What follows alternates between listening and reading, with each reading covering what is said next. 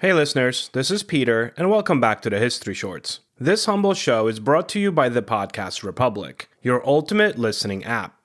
Discover and subscribe to thousands of podcasts from around the globe, yours truly included, all in one place. Download Podcast Republic now, available on Google Play and the Apple App Store. Today on History Shorts. Abraham Lincoln, the 16th President of the United States, is remembered for towering speeches that have become foundational to the nation's political and moral consciousness. I'm talking about the Gettysburg Address or his second inaugural address, as well as numerous others, especially to Congress and the public. Yet in 1856, before his national rise, Lincoln delivered a speech at the Illinois Republican State Convention that would enter history not through its enduring words, but actually through its absence, the so-called lost speech of Springfield. While the speech itself was never transcribed, its effects on the political landscape of Illinois and the trajectory of Lincoln's career were profound. Most interestingly, the enigmatic content of the said speech has eluded historians for over a century and a half. And here is the rest of that story. Yesterday, December 7th, 1941. It's one small step for man, one giant leap for mankind. Mr. Gorbachev, tear down this wall.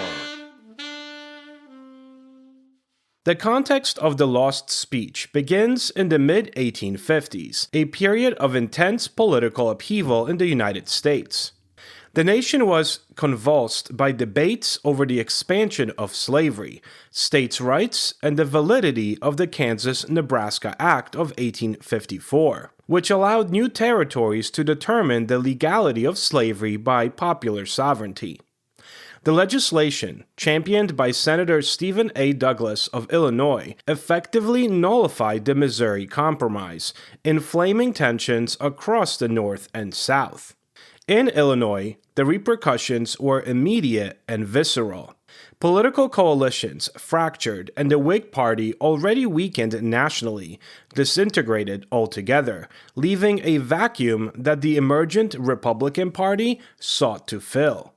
The Republicans, though still loosely organized, drew strength from anti-slavery activists, or the former Whigs, Free Soilers, and a growing constituency opposed to the spread of slavery into new territories. It was within this volatile environment that Abraham Lincoln emerged as a compelling voice of reason, principle, and eloquence.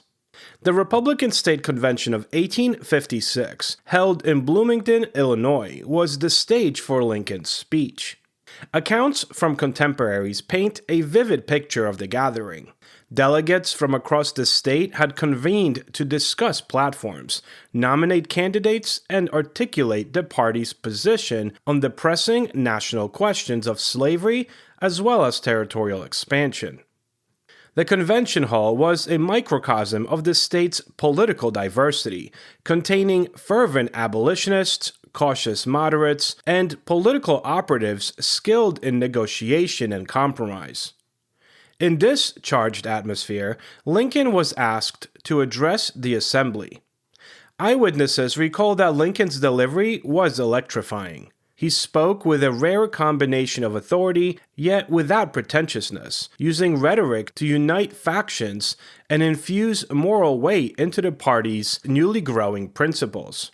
His presence commanded attention. Delegates reportedly stood in rapt silence, listening intently to every word, every pause, every carefully constructed sentence. Or at least that's what we're told. It was not merely a technical mastery, supposedly, of oratory that captivated his audience during that speech. It was the moral urgency and clarity with which Lincoln framed the issue of slavery, at least according to local papers. According to recollections, Lincoln addressed the immorality of slavery, its incompatibility with American ideals, and the necessity for the new Republican Party to stand decisively against its expansion. The remarkable aspect of this lost speech, however, is that no full transcript exists. Now, this is the speech that supposedly made Lincoln, and yet we don't really know what he said. We just know how he said it and how it made people feel.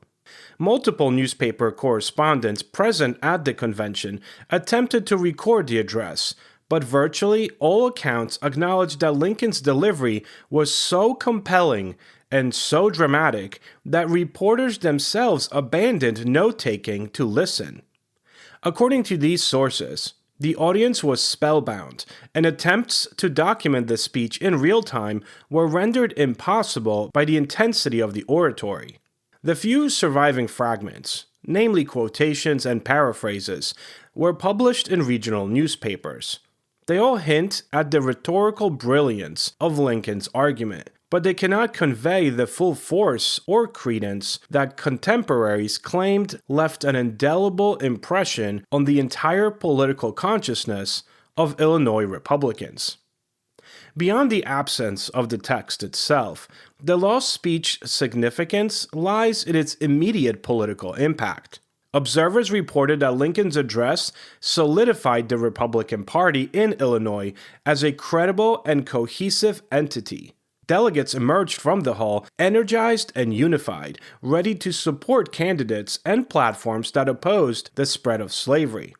Historians have even noted that the speech helped position Lincoln himself as a leading figure in Illinois politics, setting the stage for his eventual nomination to the U.S. Senate in 1858, and obviously his presidential bid in 1860. In essence, the speech functioned as a catalyst for Lincoln's ascent, a demonstration of leadership, vision, and eloquence that enhanced his reputation and influence within emerging party structures. Attempts to reconstruct the content of the speech have been based entirely on fragmented newspaper accounts, personal letters, and recollections of delegates decades later. These sources suggest that Lincoln combined moral persuasion with pragmatic political reasoning. He likely criticized the Kansas-Nebraska Act, we can only assume, articulated the incompatibility of slavery with democratic ideals, and urged party unity against sectional compromise that would undermine liberty. Delegates did recall his use of vivid metaphors, moral appeals, and historical examples, often drawing on the Founding Fathers to emphasize the continuity between the principles of 1776 and the moral imperatives of the 1850s. While the precise language remains unknown, scholars infer that Lincoln's approach blended the moral clarity later evident in the Gettysburg Address with the practical political strategy necessary to galvanize a fledgling party. The lost speech also illustrates Lincoln's understanding of audience psychology and political timing. He spoke to a crowd that was diverse in experience and ideology, from radical abolitionists to cautious moderates, as I mentioned, and thus he tailored his message to unify rather than divide. His rhetoric was reportedly so compelling that delegates were reportedly, and I quote, dazed and inspired, a phrase repeated multiple times in contemporary newspaper accounts. By captivating his audience, Lincoln somehow effectively transformed the convention from just a procedural gathering into a moment of political and moral awakening, kind of like a birth of the Republican Party. The phenomenon of the lost speech raises much broader questions about historical memory as well, the documentation of oratory, and the ways in which political power is conveyed through presence as much as through words. While speeches are often preserved in print, this lost speech, which might have been one of Lincoln's most famous, if not the most famous, exists primarily in the consciousness of those who witnessed it, a reminder that history is not only written, but really lived and experienced. The speech itself, or rather its legacy, continued in the practical realm of Republican politics. Delegates turned to their local communities, imbued with a sense of urgency and purpose, strengthening local party structures, mobilizing supporters, and preparing for the critical elections that would shape Illinois and ultimately national politics. Lincoln's ability to inspire and unify diverse political actors just demonstrated his strategic understanding of coalition building, a skill that would prove invaluable as sectional tensions intensified and the nation approached civil war. Hopefully, today's episode has inspired you to seek out and learn more about the subject.